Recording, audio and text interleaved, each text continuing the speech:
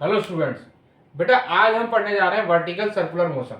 छोटी सी वीडियो है, इसमें मैंने नीट जेई और 11th सारे कंसेप्ट कवर कर दिए हैं। ठीक है, बहुत ही अच्छी वीडियो है, छोटी वीडियो लेकिन सारे कंसेप्ट इसके अंदर डाल दिए, एकदम जूस वीडियो है। ठीक है, हेडिंग डाल लो बेटा, वर्टिकल सर्कुलर मोशन।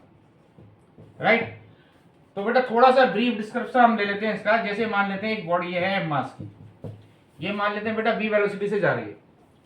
ठीक है, अब आप मुझे बताओ, अगर मैं इसमें बेटा दो फोर्स लगा देता हूं, एक F1 दूसरा F2, तो बेटा F1 फोर्स का काम क्या होगा बताओ। F1 फोर्स इसकी वेलोसिटी को बढ़ाएगा क्योंकि इसके अलोंग लग रहा है, राइट। और जो ये परपेंडिकुलर फोर्स लग रहा है ये क्या करेगा बताओ। देखो इस वाले फोर्स का काम क्या होगा, देखो F2 वाले फोर्स का जो है कंपोनेंट अगर इधर देखा जाए F2 का, तो इधर कितना आएगा F2 cos 90 जैसे 0, यानी F2 का जो कंपोनेंट है वेलोसिटी के अलोंग दैट इज 0, यानी ये वेलोसिटी को चेंज नहीं कर सकता।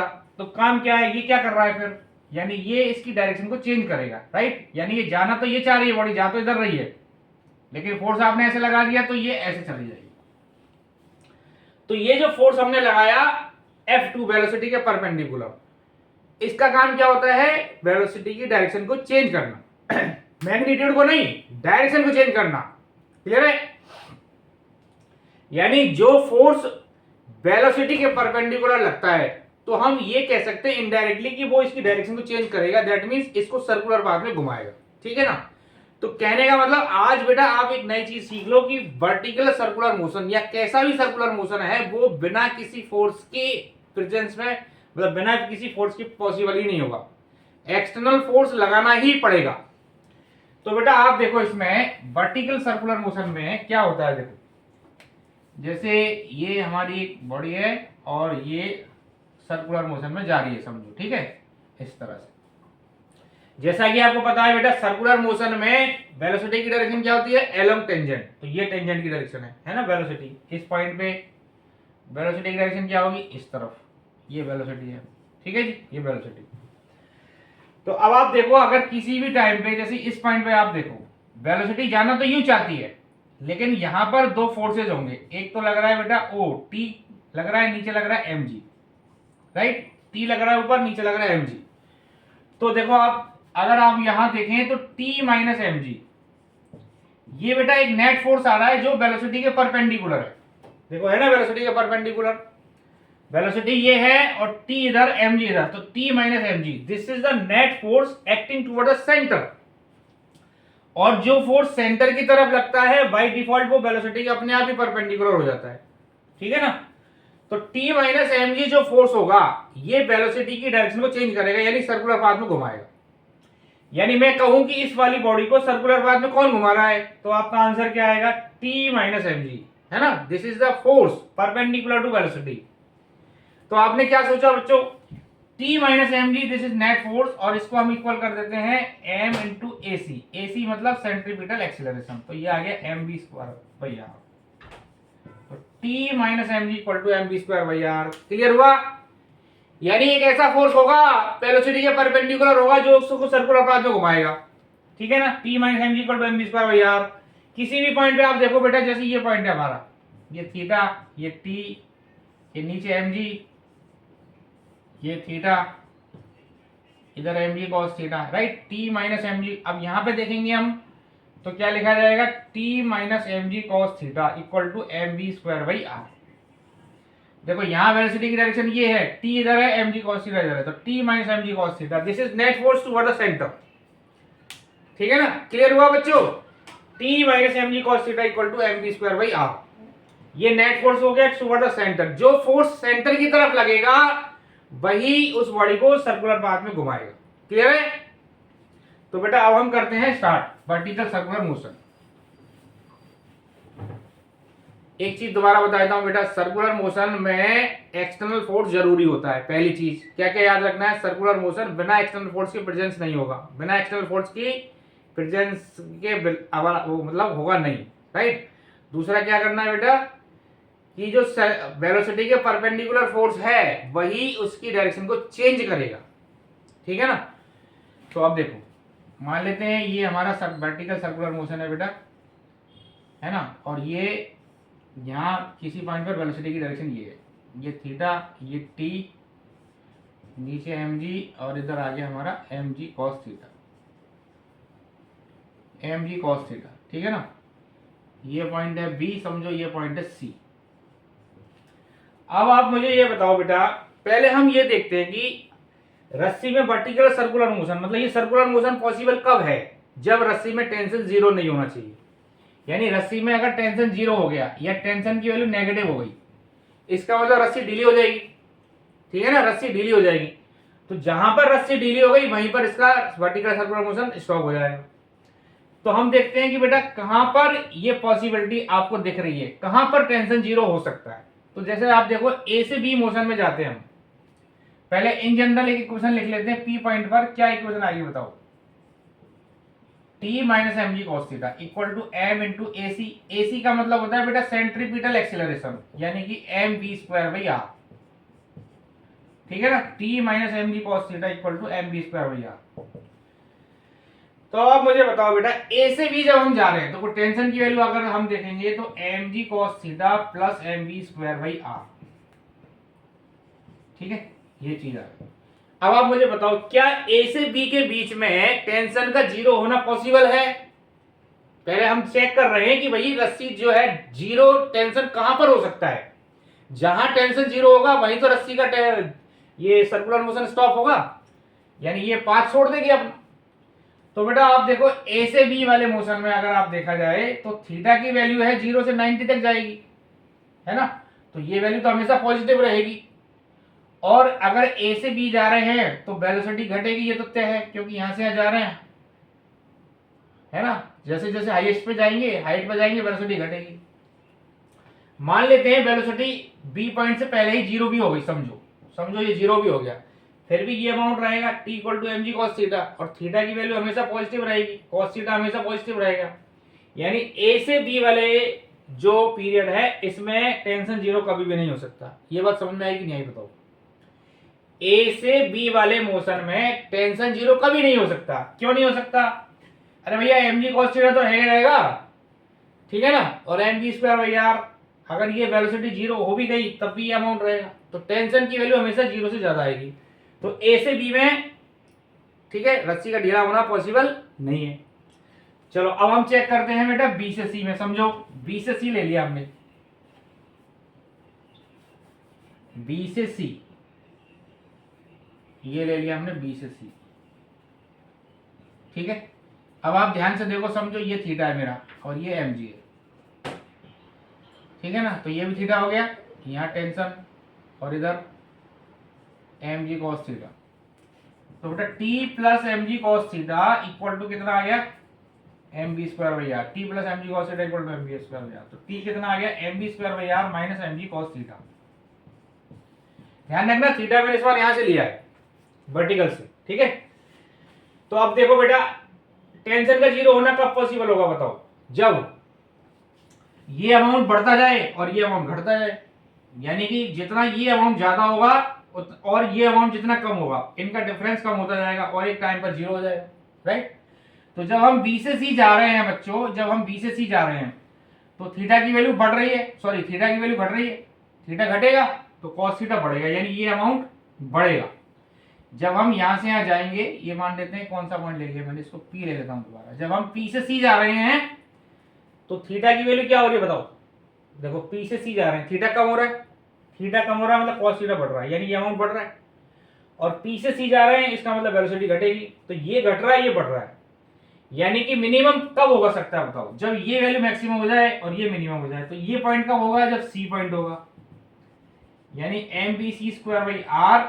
अब सी पॉइंट पे जब हम चले गए तो थीटा की वैल्यू हो जाएगी जीरो, तो ये हो गया माइनस एम जी।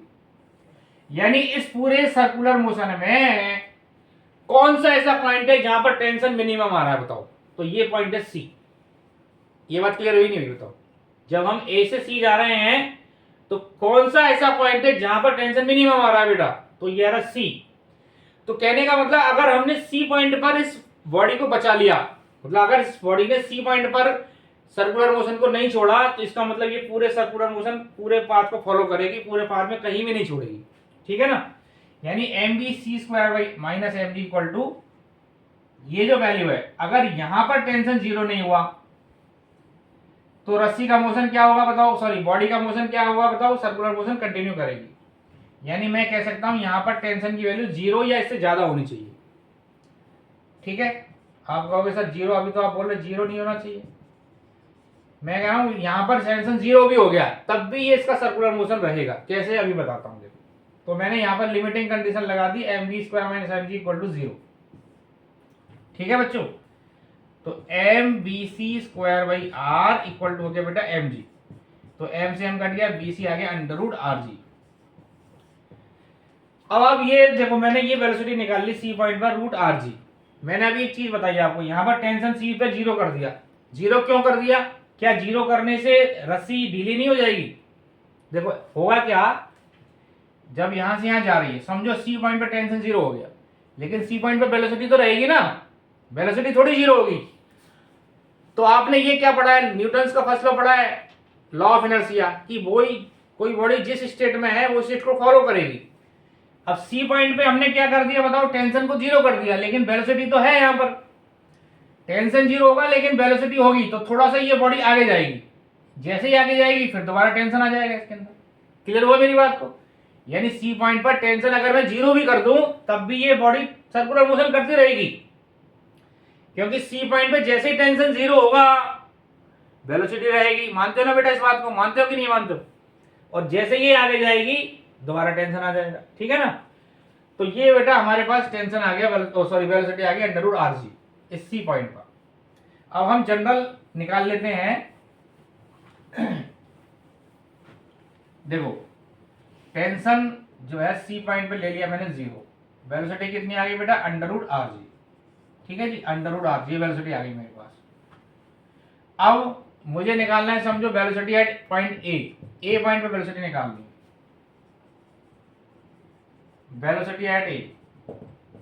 तो आप क्या करो, ए और सी में क्या लगा लो बेटा, conservation of mechanical energy, right.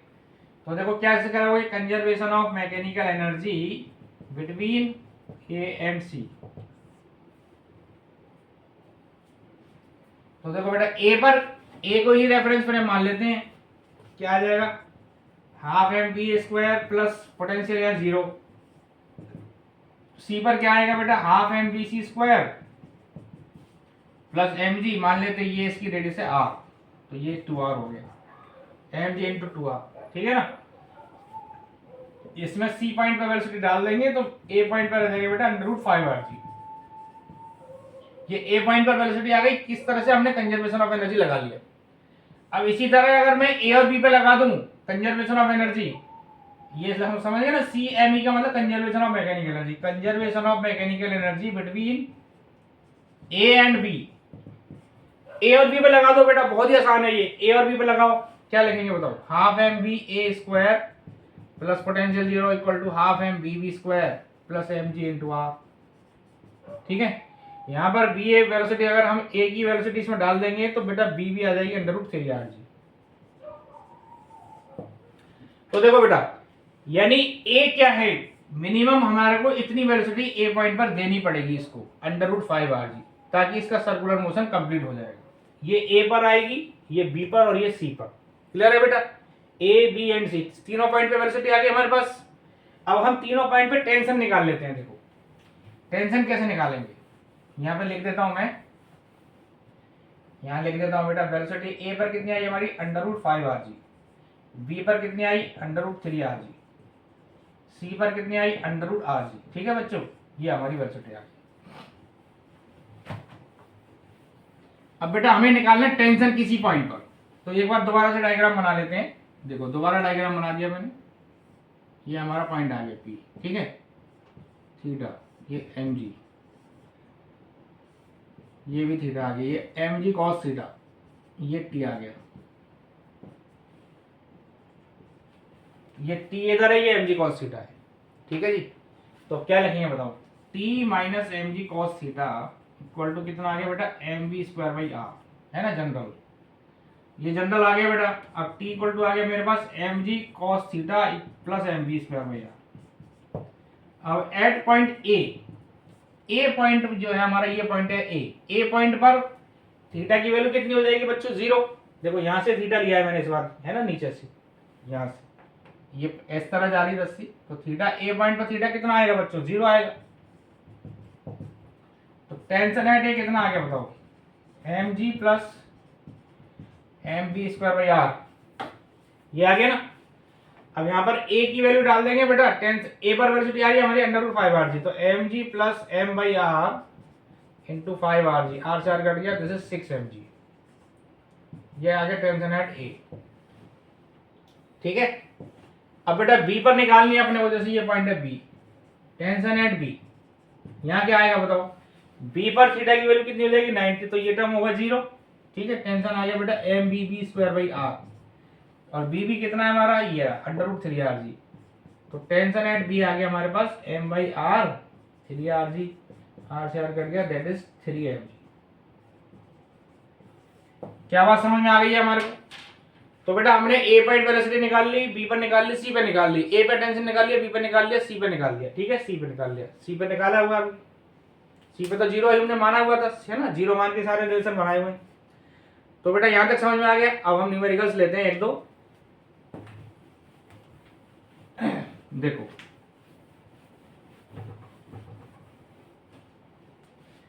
एक सवाल लेते हैं बेटा, बहुत बढ़िया। एक चीज याद रखो बेटा, तुम्हें एक रामबाण औषधि दे रहा हूं, वर्टिकल सर्कुलर मोशन के जितने भी क्वेश्चंस होंगे उनमें केवल 2 ही कंसेप्ट लगेंगे। क्या? 2 ही कंसेप्ट लगेंगे, इससे दुनिया का कोई भी क्वेश्चन तुमसे सॉल्व हो जाएगा वर्टिकल सर्कुलर मोशन का। क्लियर बोल रहा हूं, एकदम स्टैम्प पे लिख के ले लो। क्या लिख रहा हूं कि बेटा एक तो नेट फोर्स लेगा, निकाल लो toward the centre, net force निकालना है टुवर्ड द सेंटर, उसको किसके इक्वल कर देना है? M B square by R के, बस पहली चीज। दूसरा, कंजर्वेशन ऑफ मैकेनिकल एनर्जी। ये 2 ब्रह्मास्त्र लेके चलो, तुमसे दुनिया का कोई भी क्वेश्चन वर्टिकल सर्कुलर मोशन का 1 मिनट से कम टाइम में हो जाएगा। क्लियर, पक्की बात बता रहा हूं। ठीक है, चलो प्रैक्टिस करके देखते हैं साथ के साथ में। कॉपी पेन निकाल लो बेटा, फटाफट करते जाओ। देखो पहले एग्जांपल लेते हैं बेटा, एक जैसे ये है हमारा,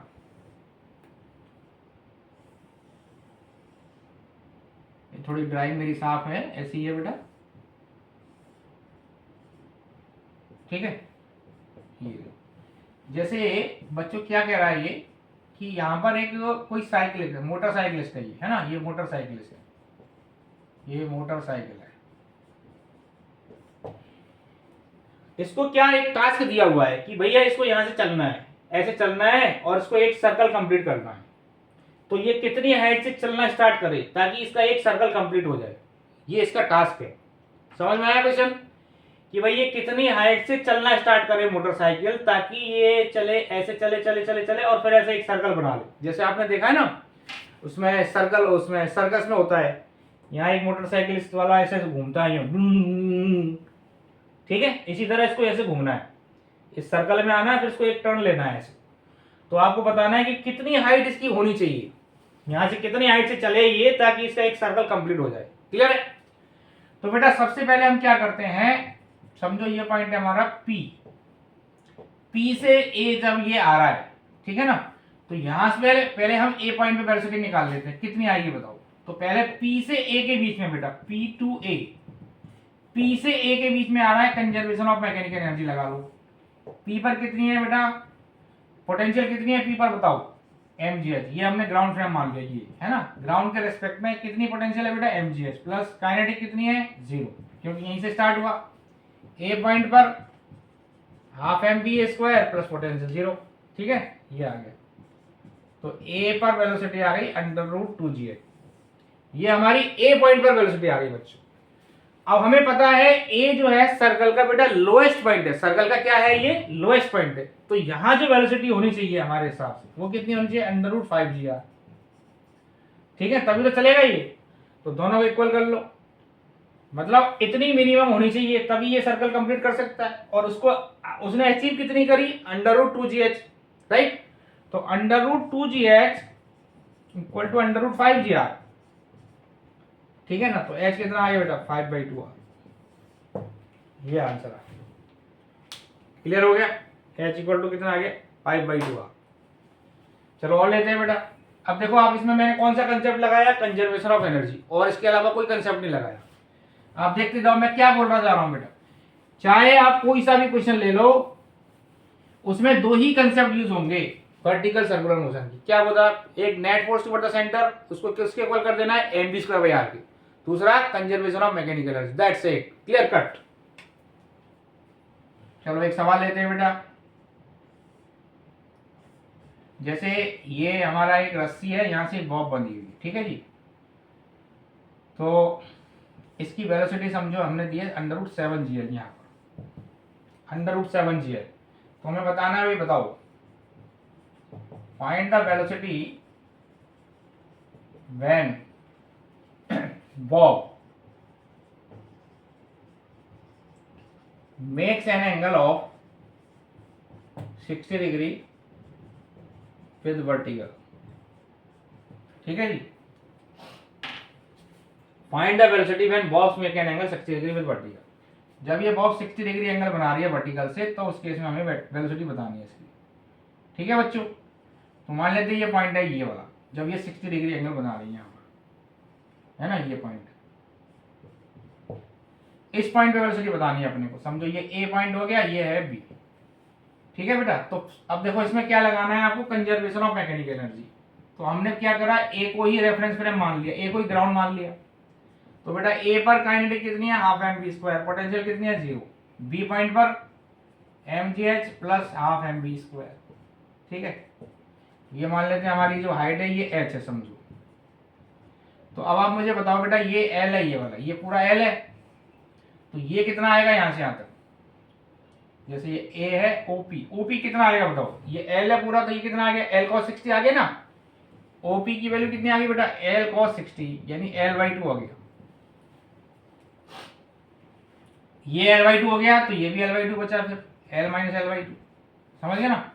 तो बेटा हाफ mva²,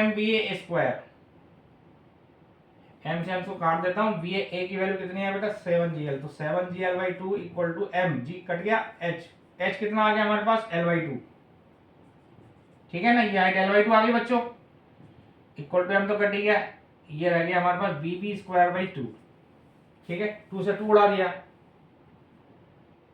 सॉरी ये प्लस है, 2 से 2 कट गया, तो 7gl - gl equal to bv²। तो bv कितना आ गया बेटा √6gl, बस ये पॉइंट बी पे वेलोसिटी आ गई, ठीक है। क्लियर हो गया बच्चों, बी पॉइंट पे वेलोसिटी आ गई।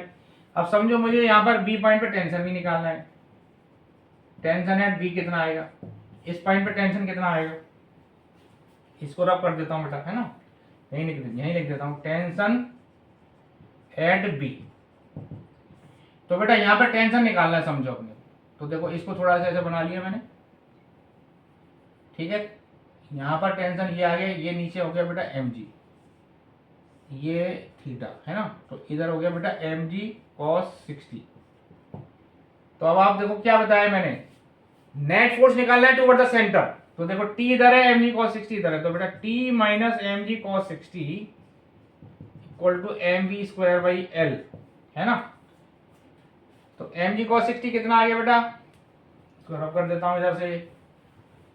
और बी पॉइंट पे जो वेलोसिटी आई है हमारी वो कितनी आई है √6gl, ठीक है। तो बेटा t - mg/2 इक्वल टू आ गया mv²/l, बी पॉइंट, है ना। तो mg/2 प्लस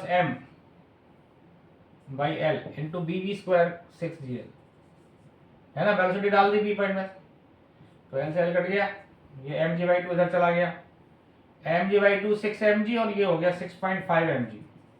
तो ये हमारा टेंशन आ गया बी पॉइंट, ये टेंशन आ गया बी पॉइंट, क्लियर है। तो देखो मैंने आपको यहाँ पर क्या कौन कौन से कंसेप्ट यूज करे। जब हमने वेलोसिटी निकाली है तो उसमें लगाया कंजर्वेशन ऑफ मैकेनिकल एनर्जी, और जब हमने टेंशन निकाला है तो बेटा क्या लिखा है, टेंशन लिखा है तो क्या लिखा है हमने, टेंशन लिखा है तो हमने केवल वो लिखा है, net force toward the centre equal to mv²/r, clear है ना। चलो एक और लेते हैं बेटा क्वेश्चन। दोबारा बता रहा हूं मैं आपको, सर्कुलर मोशन के जितने भी क्वेश्चंस हैं उनमें दो ही कंसेप्ट लगेंगे बेटा, एक तो net force toward the centre, दूसरा कंजर्वेशन ऑफ मैकेनिकल एनर्जी। ठीक है, देखो यहां से स्टार्ट करते हैं। जैसे देखो एक ये बेटा हेमिस्फीयर है, इसकी रेडियस समझो आर है ना। यहां से इसने स्लिप करना स्टार्ट किया, ये ब्लॉक ने हेमिस्फीयर में एक ब्लॉक रखा हुआ है, ब्लॉक ने यहां से चलना स्टार्ट किया, release from air, block is release from air. तो आपको बताना है कितने एंगल पर ये ब्लॉक इसका कांटेक्ट छोड़ देगा, एट व्हाट एंगल। क्या बताना है बेटा, समझो ये एंगल थीटा है, समझो है ना, ये थीटा है, समझो। हमें क्या बताना है, कितने एंगल पर बेटा ये ब्लॉक इस स्फीयर का कांटेक्ट छोड़ देगा, ये हमें बताना है। ठीक है जी, यानी थीटा बताना है। तो स्टार्ट करें बेटा। कंसेप्ट क्या है, कोई भी क्वेश्चन हो बेटा दो ही कंसेप्ट लगाने हैं, net force toward the centre equals to mv²r, दूसरा conservation of mechanical energy, nothing except it, right. चलो स्टार्ट करें। यहां पर देखो mg लग रहा है नीचे, ये एंगल थीटा हो गया, इधर mg cos थीटा हो गया बेटा, इधर नॉर्मल रिएक्शन हो गया। ठीक है, तो देखो बेटा पहली इक्वेशन आ गई, net force toward the centre, centre इसका ये है, तो क्या इक्वेशन लिखी जाएगी, mg cos थीटा, क्या इक्वेशन लिखी जाएगी बच्चों, हमारी इक्वेशन आ जाएगी बेटा mg cos theta minus normal reaction equals to mv²r। ठीक है, mg cos theta minus n equal to mv²r। अब जैसे ही कंटेक्ट छोड़ देगा इसका मतलब नॉर्मल रिएक्शन जीरो हो जाएगा, है ना, n जीरो हो गया, तो mg cos theta equal to हो गया mv²r, m से m कट गया, b² equal to rg cos theta. ये हमारी इक्वेशन नंबर 1 डाल देते हैं, ये वेलोसिटी है इस पॉइंट पर, ये पॉइंट ए मान लेते हैं, बी पॉइंट मान लेते हैं। ठीक है, यहां तक समझ में आ गया। अब हम लगाएंगे ए और बी पर कंजर्वेशन ऑफ एनर्जी। ठीक है जी, तो बेटा कंजर्वेशन ऑफ एनर्जी निकालने के लिए सबसे पहले रेफरेंस फ्रेम बना लीजिए, हमारा रेफरेंस फ्रेम समझो ये है ना। तो ए पॉइंट पर कितनी है बेटा पोटेंशियल एनर्जी, mgr है ना, ये पोटेंशियल है, प्लस काइनेटिक जीरो है। अब बी पॉइंट पर आप देखो बेटा कितनी है, half M B B square plus mg, देखो ये r है, तो r का इधर कंपोनेंट क्या हो गया, यहाँ पर ये r है, तो इसका इधर कंपोनेंट कितना आएगा बताओ, r cos थीटा होगा ना, ये वाली चीज कितनी होगी, r cos थीटा, ये वाली। तो ये ग्राउंड है मेरा, इसकी हाइट यही है, तो कितनी हाइट हो गई, r cos थीटा। ठीक है ना, m से m कट गया बच्चों, m से m कट गया, ये b पॉइंट पर वेलोसिटी आ रही है हमारी, gr equal to bb²/2 plus gr cos theta. ठीक है, 2 से इसको दोनों साइड मल्टीप्लाई कर देते हैं, तो 2gr equals to this one, ये हो गया। तो 2gr इक्वल टू bb² की वैल्यू डाल देते हैं बेटा यहाँ पर, rg cos theta plus 2gr cos theta, तो 2gr equal to 3rg cos theta, है ना, r से r कट गया, बस g से g कट गया, तो cos थीटा कितना आ गया बताओ, इसके ऊपर लिख रहा हूं बेटा 2/3, थीटा कितना आ गया बेटा हमारे पास, cos इनवर्स 2/3, बस आंसर आ गया। यानी जब इतना एंगल आ जाएगा तो ये इसका कांटेक्ट छोड़ देगा। क्लियर हो गया बच्चों, क्या बताया, दोबारा रिवाइज कर रहा हूं, सर्कुलर मोशन में दो ही कंसेप्ट लगेंगे, पहला क्या लगेगा, net force toward the centre, और दूसरा कंजर्वेशन ऑफ एनर्जी। इससे दुनिया का कोई भी क्वेश्चन वर्टिकल सर्कुलर मोशन का हो जाएगा बच्चों। तो आज मैंने आपको 2-3 क्वेश्चंस कराए, कंसेप्ट भी कराया, आई थिंक आपको क्लियर हो गया होगा बेटा। ठीक है, और जो भी नया चीज बताएं वो नेक्स्ट वीडियो में मैं कराऊंगा। अगर आपको जो भी इसमें और चाहिए बेटा कमेंट्स में लिखें, ताकि मैं उसमें देखूंगा और नई वीडियो बनाऊंगा। ठीक है बेटा, आज के लिए इतना ही, थैंक यू।